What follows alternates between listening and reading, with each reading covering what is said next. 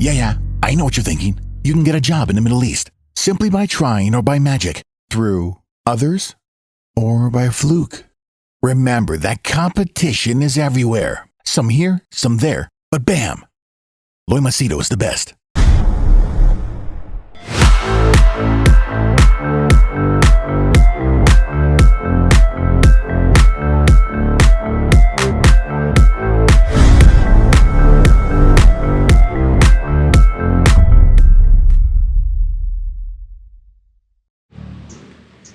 Alright, in this video I'll share with you how to deal with people who disrespect you or take you for granted, or they tend to have this habit where they treat you like shit, and you really begin to wonder, how do you deal with such individuals? Okay, there'll be some who will be in positions of power, like your boss, your manager, or the owner of the company, where obviously you can't tell him, hey, listen man, don't act too smart, or because they can make your life miserable. And then there are relatives and friends whom you can deal, but maybe you do not know how to deal. So I'll speak to you on these matters. I'll give you my opinion. Feel free to share your opinion and thoughts as well. Okay? Quick introduction. My name is Loy Machedo. If you're new to the channel, I'm a personal branding strategist. I help people get well-paying jobs in Dubai and especially in the Middle East region, Saudi, Qatar, Bahrain, Oman, and people book my services for coaching, consulting, where personal or professional issues are concerned. So now coming to respect. What do you do when someone disrespects you? Now, it's very easy to say that, if someone disrespects you, put them in their place. Fine, in theory, it sounds very easy. But in real life, it's a bit more challenging. I mean, what do you do if your mother and father have this habit to take you for granted and don't respect you? What if you have a father who keeps talking down on you, and no matter, even if you have become an adult, he still talks to you as if you're some stupid kid in school? What do you do if your mother, she keeps interfering and trying to take control of you? Or there are some of these women who just love to control men and interfere and are nagging and irritating. What do you do with such individuals? Okay? And then yes, I think the biggest one is when you go to work and you have colleagues who are total assholes sometimes. And even worse is if they gang up together against you, or it's your boss, okay, your manager or owner. So I'll break it down one by one. Now, I'll give you an example, so maybe it'll give you a little perspective. I'll give my own example. I've had a very tough time in the corporate world trying to get along with people. Okay, I was always, those days in my 20s, I was very flamboyant. I was an attention seeker. I was very talkative, very noisy, loved to have fun, lot of jokes. So yeah, there were some people who could tolerate all that, but then there were others who didn't like it. And, through their body language or the way they would talk to me, it was pretty condescending. Like, for example, let's say I come to the pantry, want to make coffee, and they'll be, oh shit, not him again. They would start laughing and giggling and snicker like small kids. And, what do you do? Like, do you stand face up to him like, yeah, what's the problem? And obviously, they being in a group, they'll say, no, nothing. Or if you would confront, like, why the hell are you guys laughing? They would go, maybe reply back to you, what the fuck is your problem? Why we can't laugh? They can say a lot of things. So how do you confront such issues, especially if, when they have years of experience above you or they are in positions of power? So over here, I'll tell you, you have to take personal responsibility for yourself. Because remember, it takes two to tango. It takes two hands to clap. It is because the signals you have given, the communication you have given through your body language, through the way you speak, how you speak, what you say, that over the period of time, they have realized, hey, this guy's an idiot here.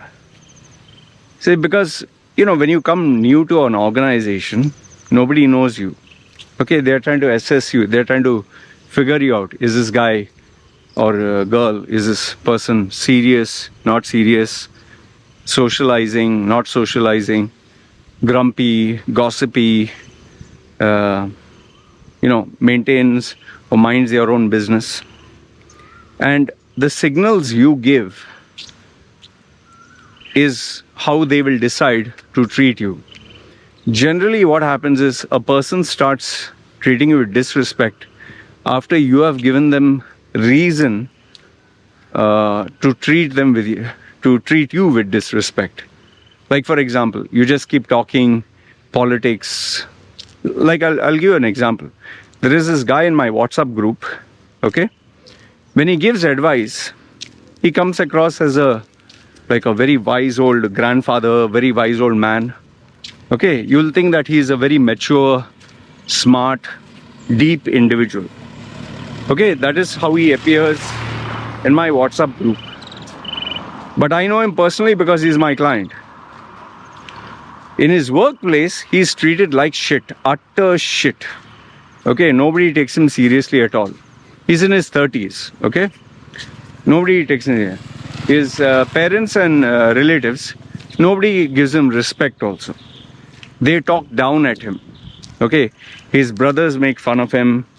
His father talks to him as if he's a bloody kid. His mother always tells him, she dismisses him. So he's a joke in his family life. His colleagues don't respect him at all. They find him very irritating and stupid. But on WhatsApp, he appears very wise. So now, who is to blame here? See, you can't blame the whole world and say, everyone is bad, everyone is evil. I mean, then where do you take personal responsibility? Where do you take personal accountability? For that matter, I'll give you another example.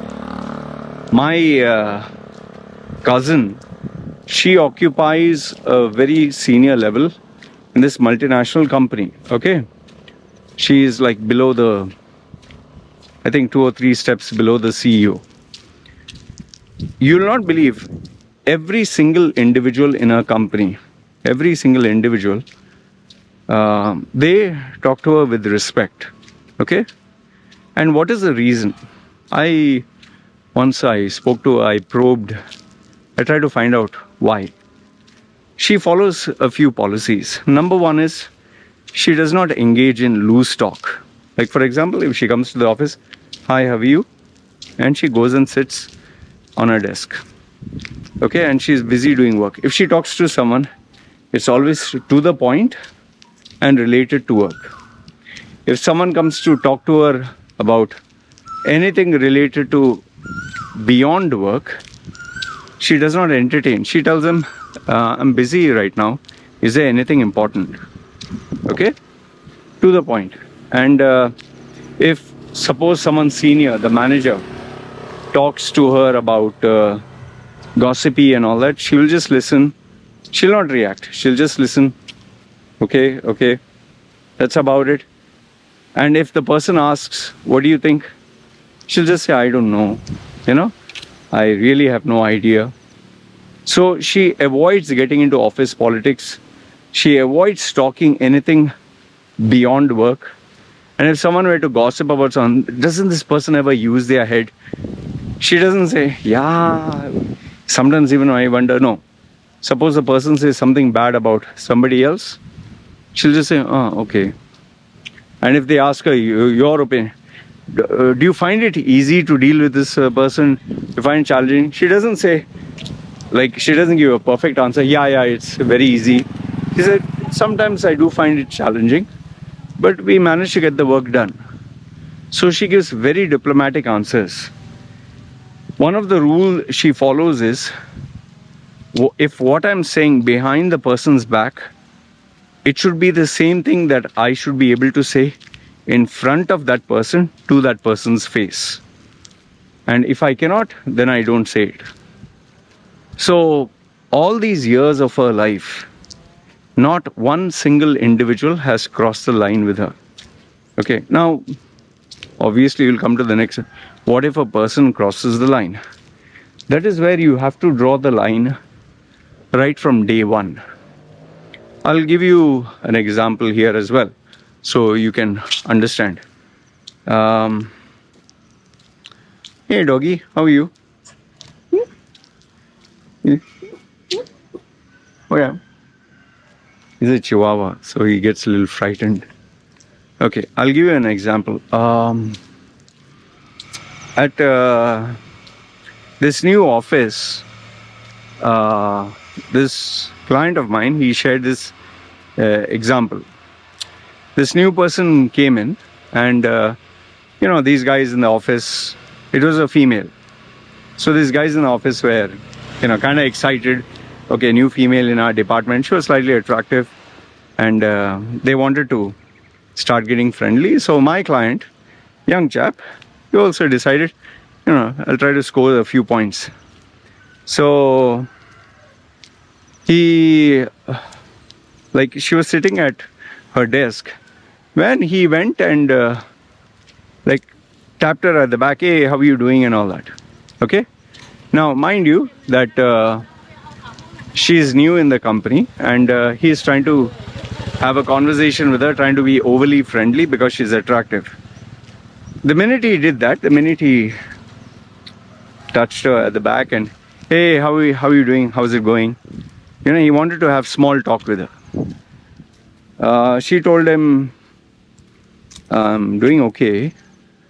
And then she asked him, is there anything that you need specifically? And he said, no, I just came to ask her. So then she said, no, I'm just focused on work. And I said, okay. And again he tapped her. And then immediately she said, I just want to share something with you. I'm not very comfortable with men touching me. I would appreciate if you can speak to me without touching me. And he was kind of seated on her table, like you have the cover, no? Each person has their own area. So he was seated there. And she said, I'd appreciate if at my workstation, if there's only work related, that, you speak to me. I'm not interested in chit chat. He kind of got, okay, I'm sorry, apologies and all that. And she continued her work. What she did there was she clearly drew the line in the sand, letting him know that she's not interested in small talk. She's not interested in wasting time. And she definitely does not like anyone touching her. Okay.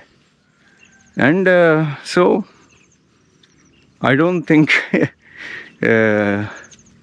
this client, he spoke to me about it. I said, you're at fault, man. And it's a very good thing that she drew the boundaries. Now you have to respect it. And he said, yeah, I feel so stupid. I said, yeah, because you are stupid. So that's how you draw the line from day one. Okay. Another example I'll give you is, let's say a person passes a joke or a comment, and in front of everyone, and people start laughing. Okay. What do?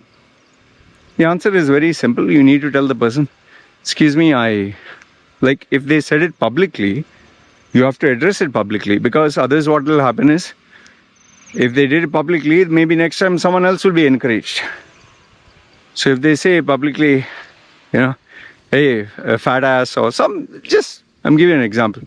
Oh, look, by the way, you're putting on weight, for example.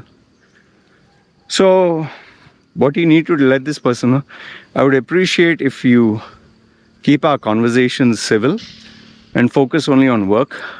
I do not appreciate these personal one-off unsolicited comments. Just want to make it very clear. I don't want to engage in this kind of conversation or behavior.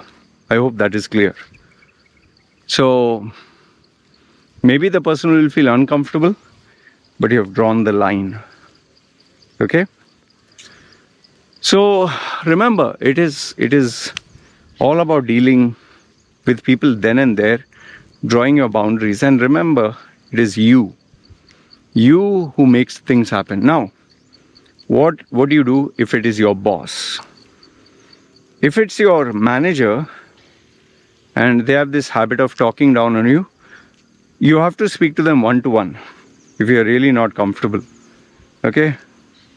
Say, sir, I really don't appreciate this tone that you have with me, or I don't like being insulted in front of other people. But keep in mind, sometimes if your boss is a total piece of asshole, he'll be like, maybe his pride will get hurt and he might even tell you, why don't you resign? Or why don't you just fuck off? He can tell you anything. So be mentally prepared for that. The second one can be whereby your boss can make your life living hell. Okay? So it all depends how you deal with this individual. But most important is make sure that you're on the right. By that I mean, you're doing your work, you're achieving your targets, what you're being paid for, you deliver. If you don't do your work and you are falling behind in terms of your target and you're a liability to the company, you can't demand respect. Then it's more like you better look for another job. So keep that much in mind. But yeah, if you're desperate for the job and you don't have another job, then don't confront or create issues, because then maybe they can make life absolutely miserable for you. And remember, if you really can't sort it out, then it's best you resign. Okay, but after you find a better job. But keep in mind, majority of the times, the reason why someone would treat you like shit is because you allowed it. And I'll give you an example for this also. This is during my school days. My school days, I don't know which class it was. Say the 5th standard, 5th. There was this guy, his name was Zarin. Zarin. He was a Keralite Malayali Muslim boy. My height. So we used to call him Zarina Bai, teasing him. He was a very soft-spoken, very shy. And he used to, he was very shy, he didn't confront us.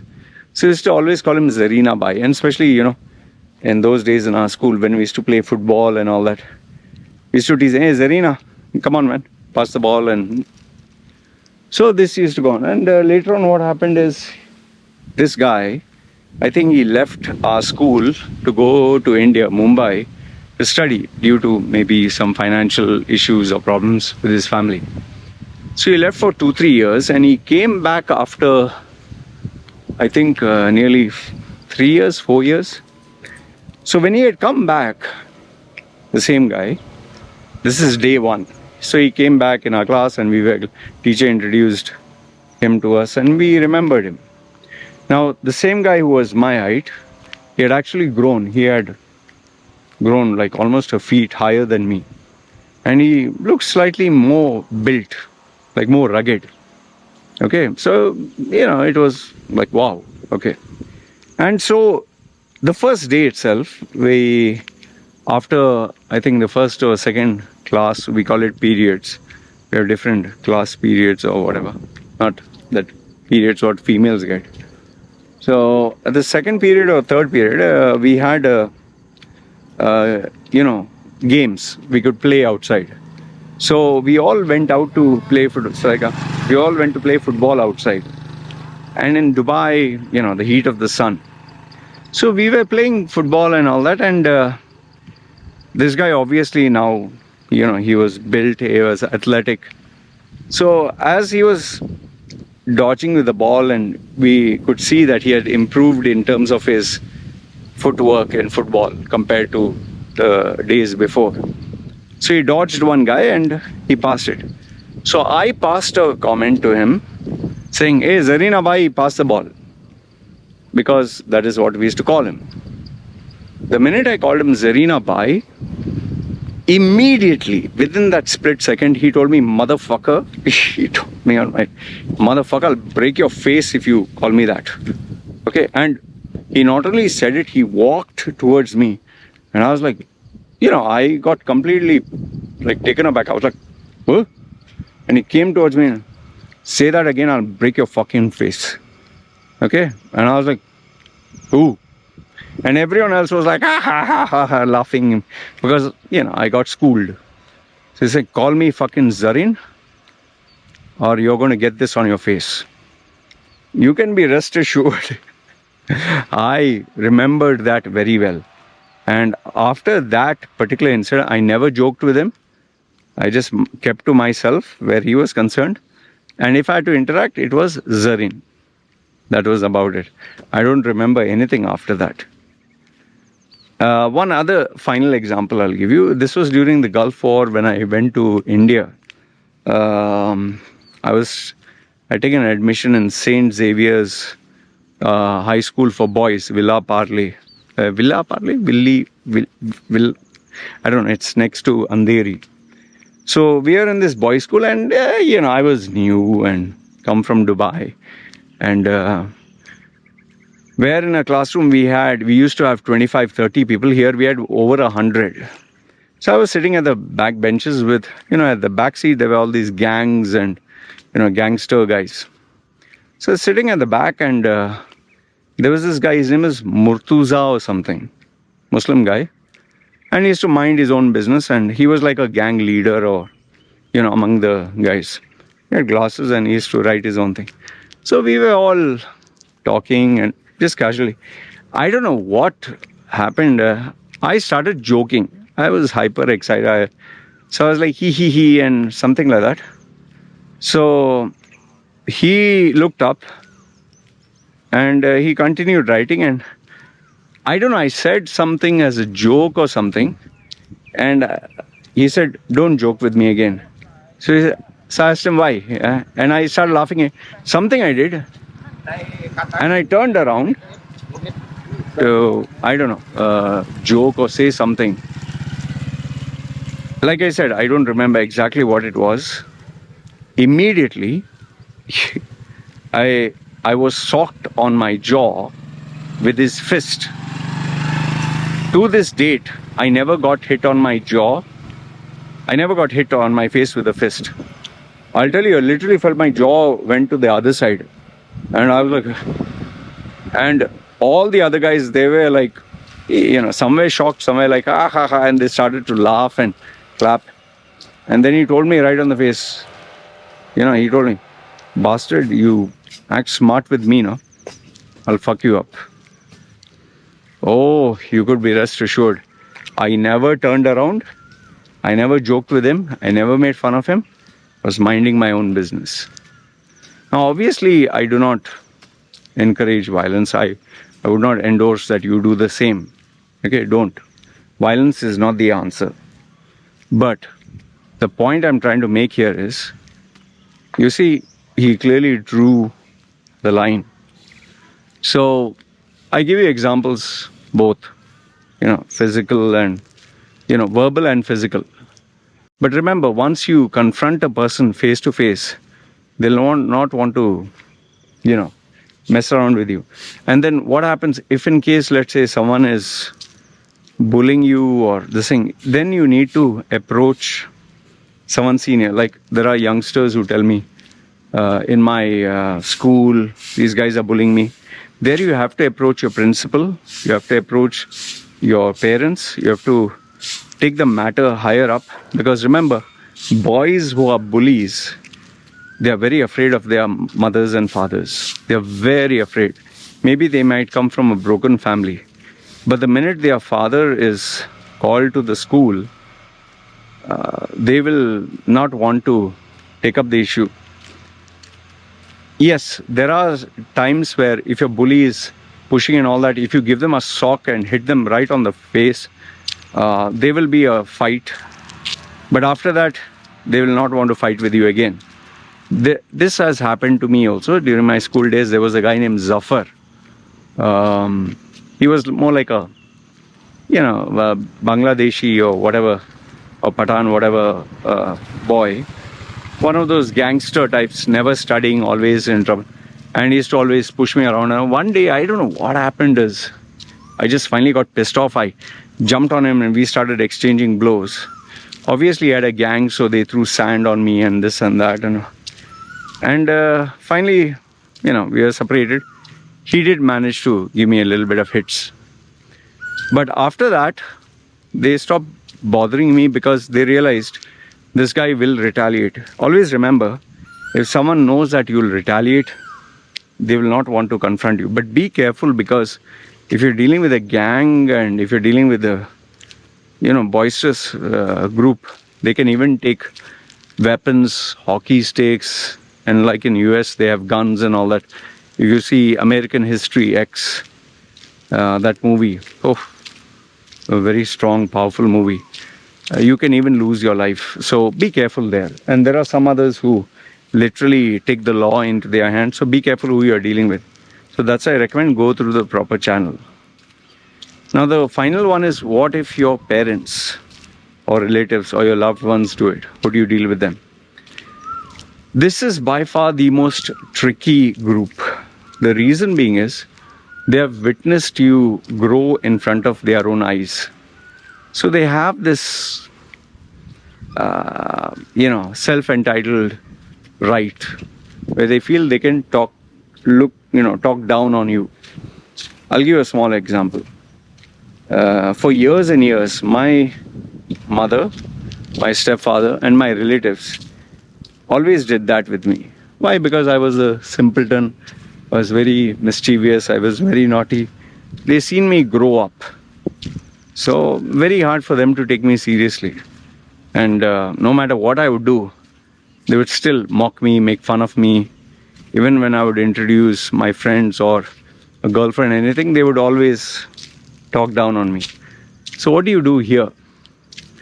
The solution is very simple. Obviously, if you fight with them and shout with them, scream with them, they can literally sit on your head and chew your brains and make a lot of family drama. And if you're staying with them, that becomes even worse. So the only way to sort this one out, which I have stated for the adults, is you leave the house and stay by yourself alone, away from them. And don't keep in touch with them, because if someone doesn't know how to respect you as an individual, it's no point. And there are people who are shameless. Like, for example, in my case, I knew no matter what I would achieve in life, they would never respect me or take me, or rather they always would take me for granted. Like, imagine, people who don't know me pay me money for my advice, counsel, even very well accomplished individuals. But some of my relatives who are bums, who literally are low income wage owners, or like they live a pathetic life. They will like talk all that shit. And like, especially my own mother, shameless, absolutely shameless woman. Even my stepfather, he's a bum, he's nothing, he doesn't have any money, he lives on the donations of other people. But the way he talks to me, like he'll lift his nose up and talk to me in a very defensive fashion, as if I'm a piece of shit. And he takes credit for my success. He takes credit for everything I've done good. Nothing for the bad, even though he abused me throughout his life. So how do you deal with such an individual? I realized they never had the common sense to accept the fact that they are very toxic individuals. They believe they are good people. So I'm wasting my breath if I try to convince them that no, you're wrong. So the best answer here is you break off relationship with them. And that's the reason why I never introduced, or even though I did introduce my wife and kid, they tried their level best to constantly call and say, I want to see your daughter, I want to see your wife. And I know for a fact, first 2-3 sentences will be, hi, how are you? After that, they'll talk shit. They will try to make, interfere, like, where you studying, what you doing, how much you're earning. They'll ask all intrusive questions which are not necessary, like, how much money do you have? Are you rich? So instead of, all that embarrassment, I just shun them out of my life, no matter how many messages they send me. And finally, I ended up blocking all these unwanted relatives. I'm very selective who I allow into my inner circle. So you have to choose. Remember, you can't choose your parents or your relatives, okay? Because obviously, you're born into the family. But you can definitely choose and decide how much you wish to interact with them, how much would they be part of your life, and to what extent. So, like, I'll give you one final example. My close friend of many years, Mangalorean guy, his mother was a bloody nightmare. One of the worst females ever. She used to nag and scream and shout and interfere in people's business, and very loud, raspy voice, and irritating to the core. And she was super dominating. Like, she wanted her son to give her more importance than the wife. She wanted to know what is her salary. She wanted money. Self-entitled woman, irritating to the core, constantly nagging, screaming, shouting. You couldn't sit in the house without her irritating you. She would not keep quiet even for a few minutes. Finally, what my friend did was, he couldn't take it anymore. And after he got married to the girl who she recommended. But even that girl could not tolerate her, finally. So because she was making life miserable for both, he took a separate house, he kept her separate, and he stayed separate. And only when he had to interact, he would interact with her on, piece by piece basis. Otherwise, no. And yes, for those of you who are on social media, if you have relatives who are snoopy and gossipy and irritating, and straight away, I'll tell you, just block them. Either block them, delete them, or don't upload anything on that social media channel of yours. Create a separate one where you filter out who you want. So one will be maybe dedicated to the family. The other one, your normal this thing. See, in the end, what I want to tell you is, it's your life. You have to choose how do you want to live it. You have to choose who you invite into your life. You have to choose what information you share. And you have to decide what is right, what is not right, and where you draw the line. Because always remember, people will forever take you for granted. So it is very important that you know your boundaries, and people should respect them. And if they don't, there are, like I told you, shameless individuals. Shun them out of your life permanently. You don't need them. Remember, end of the day, it's better to have fewer people, but worthwhile people, than to have a whole gamut of people who are, just a headache. And one final thing I'll leave you with is, be super selective who is in your inner circle. Even if you have one, but someone worthwhile, that's better. Sometimes even none. And where relatives, friends, and such individuals are going, keep it on a need-to-know basis. That's about it. So I hope this answered your question. Remember, you can't change the world. You can only change yourself and choose how you wish your life to be. Okay? And if something is not right in your life, make sure you sort it out, because it'll be like a toothache. He'll keep bugging you till you sort it out. All right? Good, bad, ugly. Let me know your thoughts in the comments below. This is me signing off. You guys take care. Ciao.